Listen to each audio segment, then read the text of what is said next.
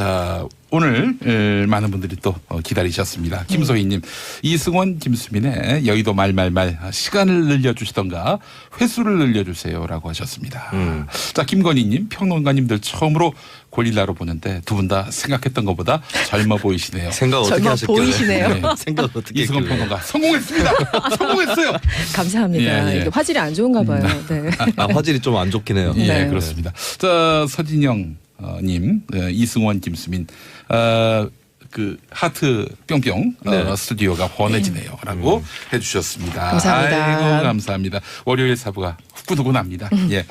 자, 그리고 광고가 7개나 붙었습니다. 놀라운 역사가 또 일어났습니다. 되게 네. 당황하시네요. 그렇습니다. 아니, 본인이 오늘 좀 당황해. 무슨 말로 이 시간을 다 채우나라고 했는데, 예, 오늘 이렇게 광고가 7개나 밀어주시니까 얼마나 감사한지 모르겠습니다. 자, 김수민 평론가께 우선 본 순서 들어가기 전에 홍준표 대표가 경상도에서는 이 반대만 하는 사람을 이 우리끼리는 이 빨갱이 같은 놈이라고 합니다. 라고 했었잖아요. 네. 예. 홍준표 대표가 목소리 너무 굵은 것 같아. 루이 암스트롱에 가까워졌어요. What a wonderful world. 네. 예, 아 진짜 그렇습니다. 궁금해서 제가 김수민 씨 만나면은 네. 또 현지에서 오래 사셨으니까 현지 경상도. 네, 정말 어떻게 네. 생각하는지 이분이 물어보고 TK 싶었어요. 출신, TK의 적자. 자랑스러운 적장가. TK. 네. 흑자가 되고 싶습니다. 네. 진실을 말해주세요. 이 네. 빨갱이 바로 아니 맞습니까? 이 좀 말도 안 되는 얘기 같긴 하죠. 네. 이 빨갱이 하면은 이제 무슨 뜻으로 쓰이는지 우리가 다 아는 거니까 이제 그걸 모르시고 사람들이 어떻게 느낄지 모르시고 말씀하셨던 거는 말이 안 된다고 보는데, 근데 실제로 뭘 했을 때 반대하는 사람을 빨갱이라고 부르는 사례가 있었어요. 저도 예전에 어떤 동네에서 무슨 일이 있었는데 어떤 사람이 어떤 사람을 흉을 보면서 빨갱이라고 하는 거예요. 제가 알기로 두 분 다 보수 성향이었거든요. 그래서 왜 빨갱이라고 하시냐, 이념적으로 뭐 그런 게 있냐고 하니까 그게 아니라 이제 반대만 하는 사람을 빨갱이라고 부르는 사례가 있긴 있었어요. 네. 그래요. 뭐 그 보편적인 말은 아니다 이런 얘기죠. 그렇죠. 보편적인 말은 아닌데 이제 빨갱이란 말이 워낙에 부정적인 함의가 많기 때문에 그 뜻이 또 조금씩 변천이 있었던 거죠. 뭐 마음에 안 들면 그냥 빨갱이, 뭐 그렇죠. 말 많으면 빨갱이, 뭐 이런 그렇죠. 식의. 말 많으면 빨갱이라는 네. 말 때문에 이제 반대하는 사람을 이씨 빨갱이네 이런 식으로 하게 된 그렇죠. 거예요. 가끔 있죠 그런 경험. 지난 대선 거의 다 돼서 이 홍준표 대표가 이제 장인을 얘기하면서 영감탱이라고 했는데 네. 경상도에서는 이제 장인을 가깝고 친근한 이런 어떤 의미로 표시할 때 영감탱이라고 한다라고 이렇게 해명을 했었어요. 영감탱이라는 말 때문에 논란이 됐을 때. 그 실제로 그렇습니까? 영감쟁이라고는 해요. 영감쟁이. 어떤 사람이 이제 좀 자리에 없을 때 제3자인 어떤 뭐 부모가 될 수도 있고 뭐 스승이 될 수도 있고 집안 어른이 될 수도 있는데 그 영감쟁이 이렇게 얘기하는데 영감탱이까지는 안 갑니다. 보통. 탱과 쟁의 그 간극이 있거든요. 아류인가? 네. 영감탱이는 이제 부인은 그렇게 얘기를 할 수 있어요. 아이 영감탱이 이렇게 이제 할머니가 할아버지한테 그렇게 얘기를 하는 건 많이 있는데 손 아랫사람이 영감쟁이를 넘어서서 탱이까지 가는 사례는 별로 없습니다. 거의 없다고 봐야지. 어른한테, 장인 어른한테.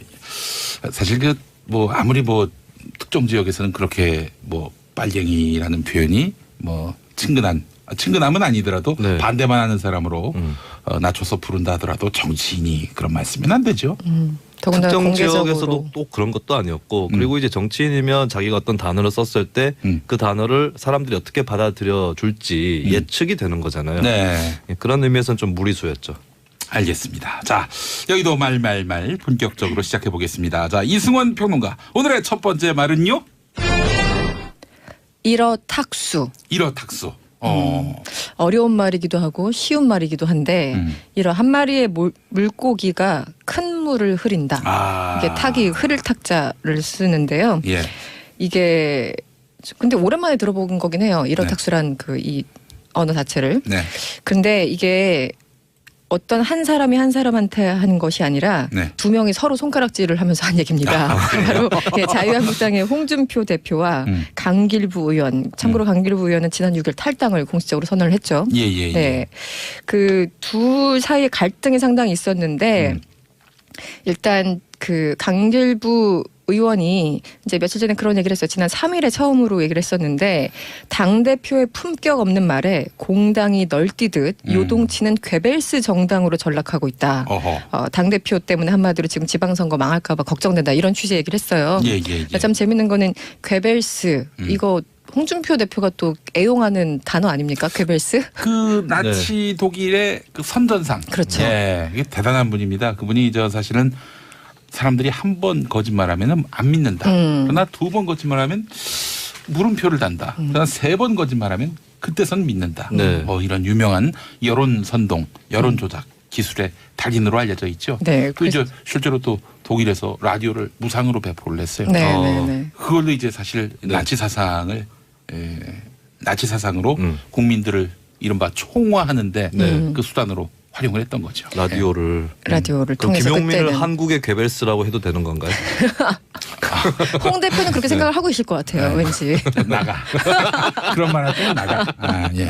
네, 근데 이게 그 홍 대표의 그 글이나 이런 거 보면은 빠지지 않는 두 개가 있잖아요. 괴벨스, 체인벌린. 그 두 개만 계속 나오는데. 서양사 인물. 그러니까 그 두 분을 굉장히 좋아하시는 것 같아요. 근데 재밌게 강기부 의원은 오히려 이제 그 단어를 빌려와가지고 이제 홍준표 대표를 비판을 한 거죠. 그랬더니 홍 대표가 가만히 계실 분이 아니잖아요. 바로 페이스북에 글을 올렸는데 자신이 밀었던 군수가 공천되지 않았다고 탈당하겠다 이렇게 협박하던 분이 그 명분으로 탈당하려고 하니까 옹색하다고 생각했는지 뜬금없이 남북관계를 명분으로 내걸고 탈당하겠다고 한다. 이러면서 한마디로 지금 남북관계 뭐 대표의 품격 없는 언어가 아니라 공천 때문에 불만이 있어서 나가려고 하니까 옹색하다 이렇게 이제 서로 주장을 한 거죠. 그래서 그 서로 설전이 한 이틀 정도가 갔어요.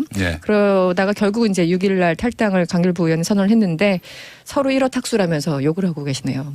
네, 보는 분들은 누가 탁수를 하고 있는지 잘 모르겠지만 그렇습니다. 네. 알겠습니다. 우리 애청자분이 소녀시대는 4시간 화장하고 나오는 거랍니다. 30분이면은 이승원 평론가는 모태미녀다라고 하셨는데 감사합니다. 4시간은 말이죠. 소녀시대 총원 8명. 다 합해서 누적 시간? 죄송합니다. 쉬지 않고. 알겠습니다. 말을 괜히 꺼냈어요. 제가. 괜히 문자를 보내신 거지. 자, 홍준표 대표와 강길부 의원 그동안 주고받은 설전 한번 좀 주거니 받거니. 우리 김수민 평론가가 강길부 의원 하시고 제가 홍준표 대표를 한번 해보겠습니다. 자, 시작. 이번 주까지 사퇴 안 하시면 중대 결심을 하겠습니다.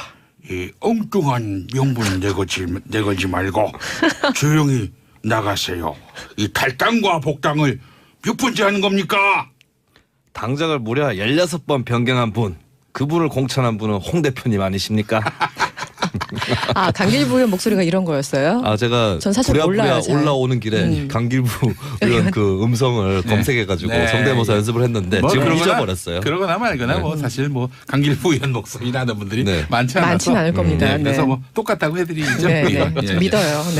근데 사실 강길부 의원도 말이죠. 당적을 많이 바뀌었어요. 제가 알고 있기로는 열린우리당에서 국회 의원이 된 걸로 알고 있는데요.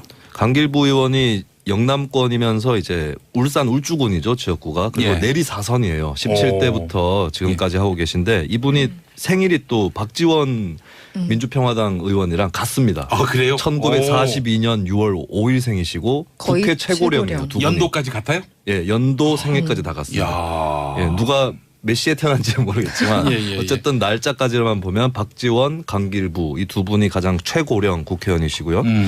17대 총선에서 열린우리당 2004년이죠. 당선이 돼서 출발을 했는데 사실은 2002년도에 지방선거 때 한나라당 쪽에 있었습니다. 강길부 의원이. 근데 그래요? 당에서 자리를 못 잡고 열린우리당 영입이 돼서 거기서 국회의원 시작을 하셨고요. 18대 총선에서는 탈당을 해서 열린우리당을 탈당해서 열린우리당이 대통합민주신당으로 넘어갈 때 탈당을 한 다음에 무소속으로 있다가 당선이 됐고 그다음에 한나라당에 입당을 했고요. 19대 총선 2012년에는 또 새누리당 후보로 출마를 해서 당선이 됐습니다. 그런데 한나라당에서 새누리당으로 이름이 바뀌어졌어요. 그때 당시에 그렇죠. 그리고 2016년도에는 새누리당에서 나와서 무소속으로 출마를 해서 당선이 됐던 내리 사선인데 같은 당적으로 된 게 아니라 무소속으로 2번 새누리당으로 한 번, 열린우리당으로 한 번 이렇게 된 것이죠. 알겠습니다. 그리고 나중에는 또 새누리당에 복당을 했다가 박근혜 전 대통령 탄핵 정국 때 바른정당으로 탈당을 하셨다가 네. 또 작년 11월에 다시 자유한국당으로 복당을 했습니다. 참 아주 파란만장하군요. 너무 복잡해요. 파란만장해요. 네. 예, 알겠습니다. 자, 두 사람 중에 물을 흐린 물고기는 과연 누구일까? 두 분 생각 한번 여쭤보겠습니다. 글쎄요. 지금 이게 공천 때문에 물론 강길부 의원은 이제 다른 명분과 이유를 대고 있지만 사실 내밀하게 보면은 공천 때문에 갈등이 있었다라는 것을 이제 많은 국민들이 아마 아실 테고요. 네.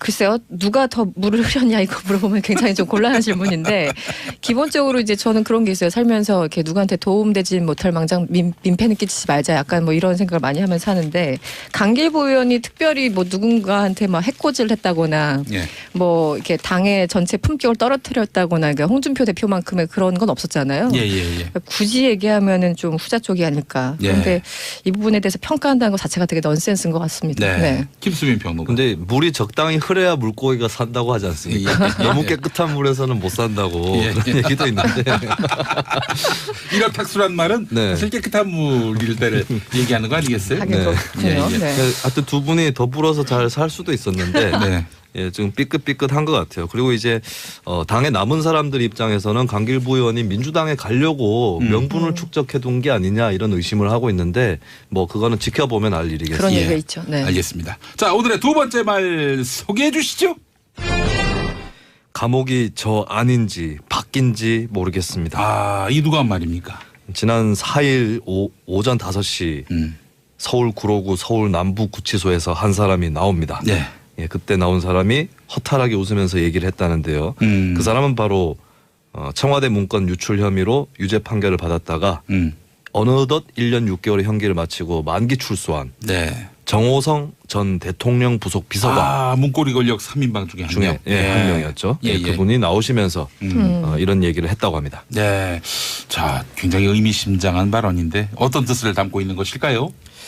예, 좀 시적인 표현 같은데요. 일단은 박근혜 전 대통령을 굉장히 옹호하는 포지션에 있는 어떻게 보면 문고리 3인방 중에서 가장 의리 있었던 나머지 두 사람은 좀 이렇게 다 수수수 이렇게 좀 불기도 하고 그랬었는데 그리고 이제 정호성 씨 같은 경우는 감옥 나가면은 박 전 대통령을 계속 모시겠다라고 얘기했었던 사람이기도 하죠. 예, 그리고 이제 지난해 9월 박근혜 전 대통령 재판에 증인으로 나왔을 때는 사심없이 24시간 국정에만 몰두를 하셨다. 뇌물에 대해 경기를 일으킬 정도로 결벽증을 가진 분이다. 이렇게 강조했던 사람이기도 하죠. 근데 이제 막상 나왔는데 본인이 모시겠다고 한 사람은 들어가 계신 그런 상황입니다. 또. 예. 자, 정호성 전 비서관.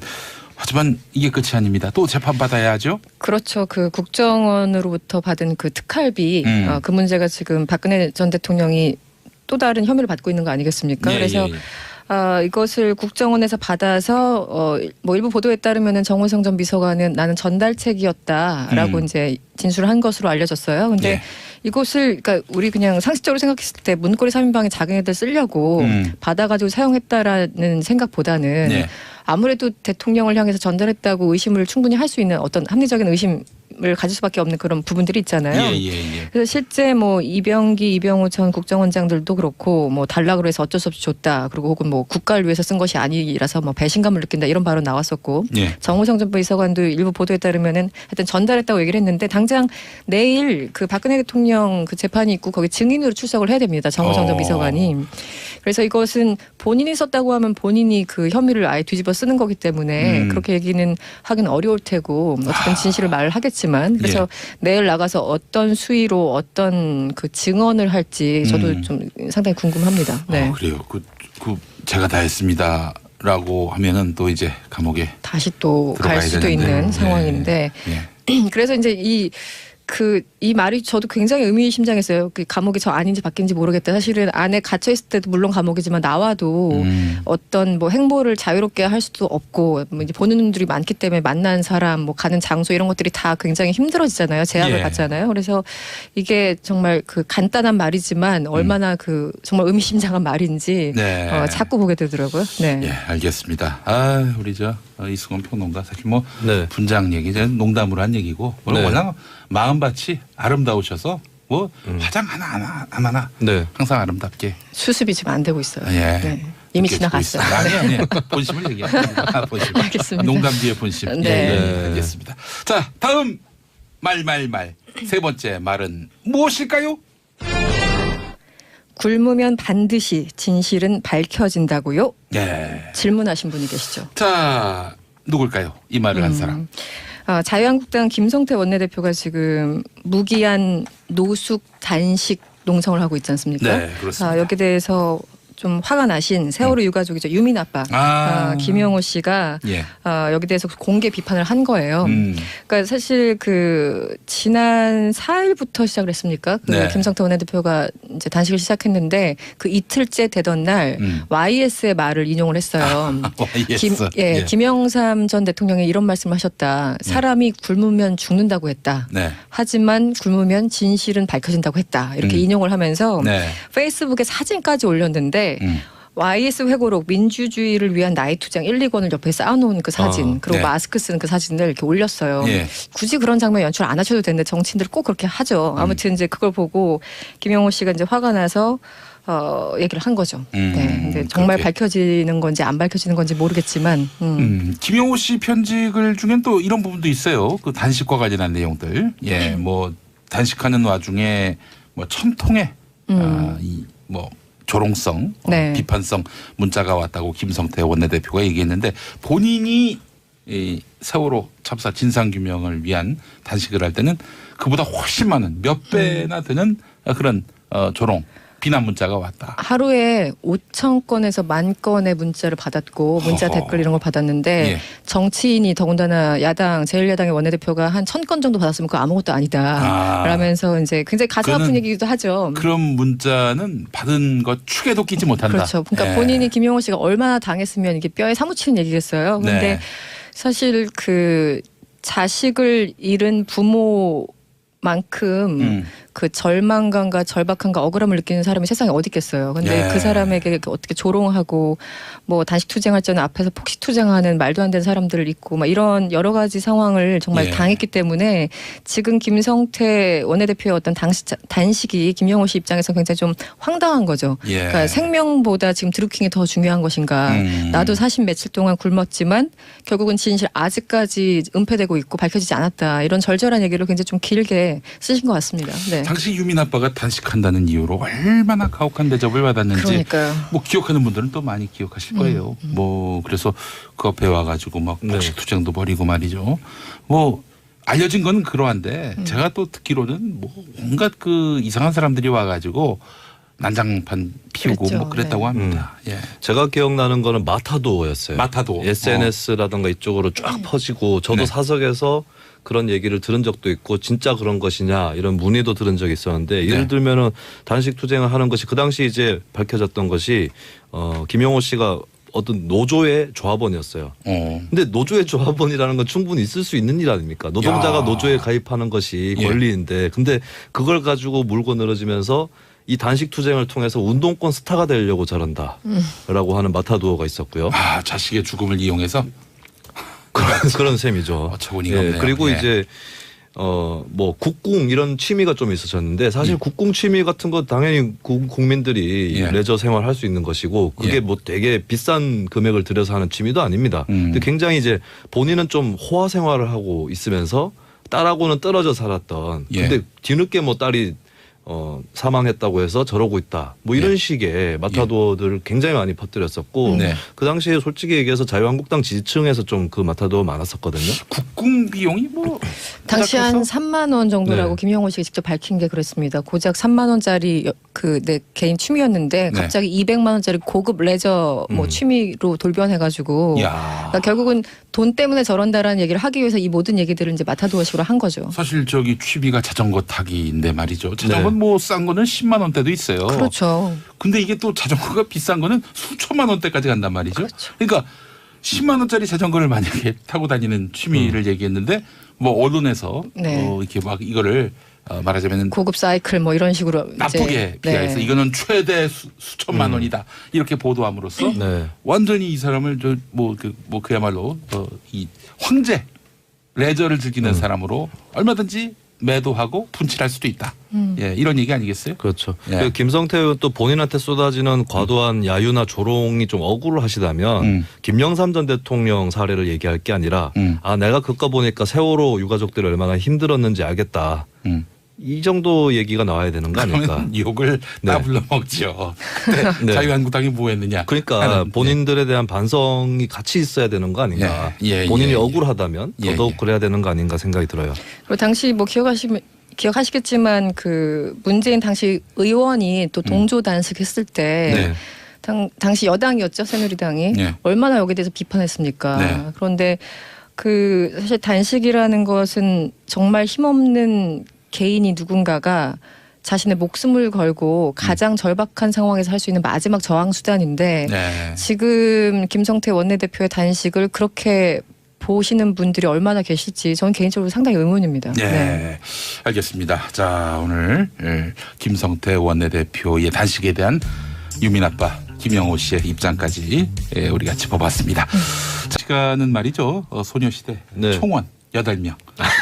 다 합해서 누적 시간? 예, 죄송합니다. 예. 쉬지 않고. 예. 알겠습니다. 말을 괜히 꺼냈어요. 괜히 문자를 보내신 거지.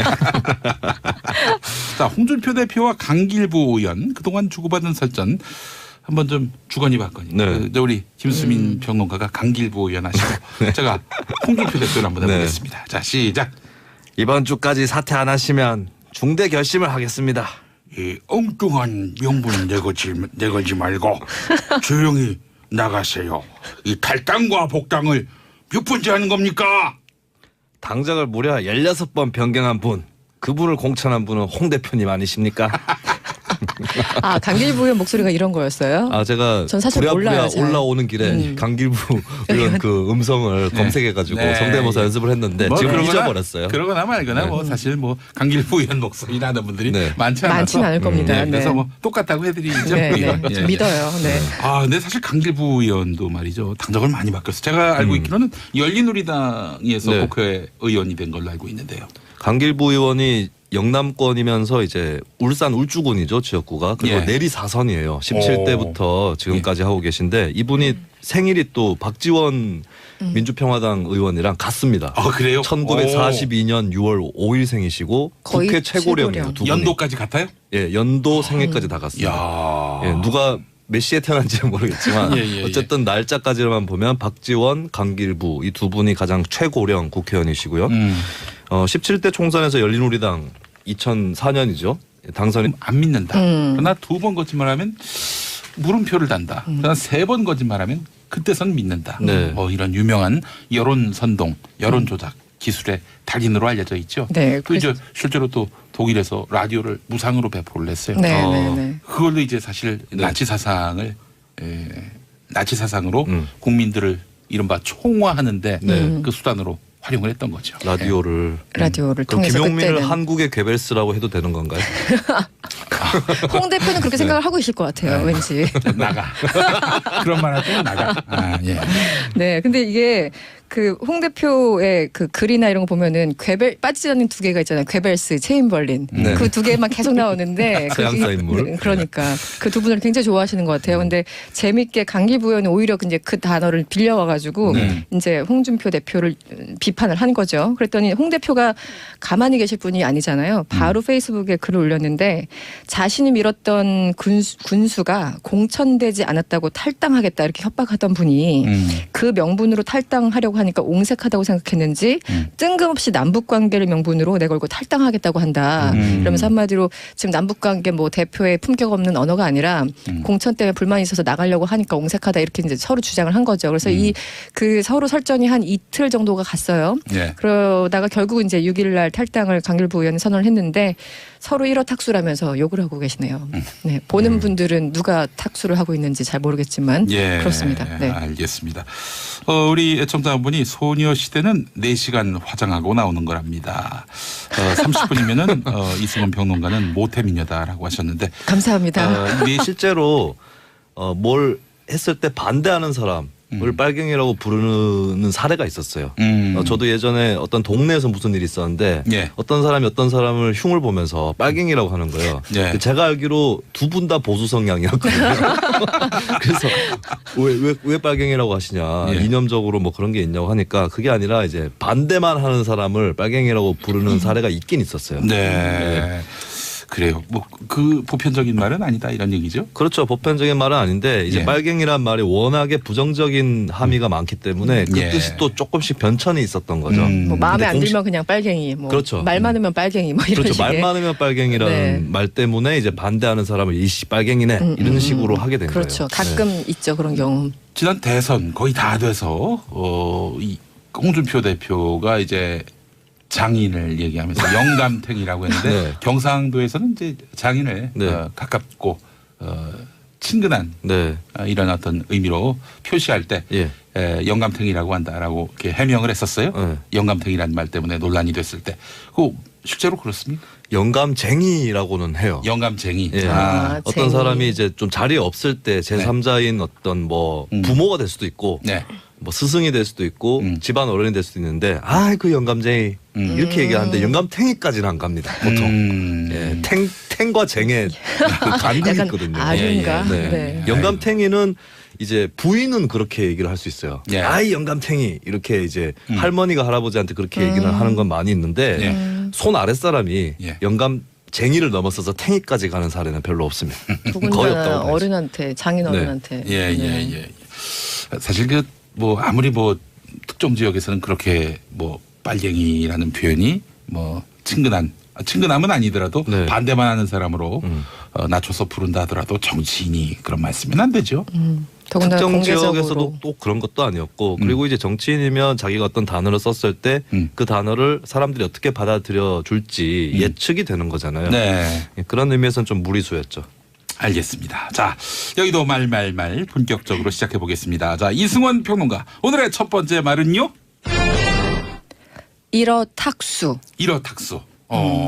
어려운 말이기도 하고 쉬운 말이기도 한데 이런 한 마리의 물고기가 큰 물을 흐린다. 이게 탁이 흐릴 탁자를 쓰는데요. 예. 이게 근데 오랜만에 들어본 거긴 해요. 일어탁수란 그 이 언어 자체를. 네.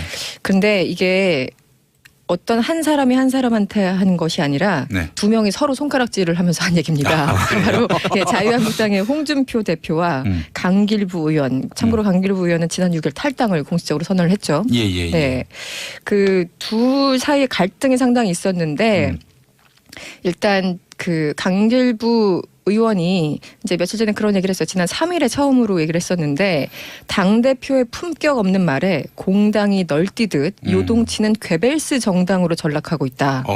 당대표 때문에 한마디로 지금 지방선거 망할까 봐 걱정된다. 이런 취지의 얘기를 했어요. 예. 참 재밌는 거는 괴벨스 이거 홍준표 대표가 또 애용하는 단어 아닙니까? 괴벨스? 그 나치 독일의 그 선전상. 그렇죠. 예. 이게 대단한 분입니다. 그분이 사실은 사람들이 한 번 거짓말하면은 자 오늘 많은 분들이 또 기다리셨습니다. 김소희님, 이승원, 김수민의 여의도 말 시간을 늘려주시던가 횟수를 늘려주세요라고 하셨습니다.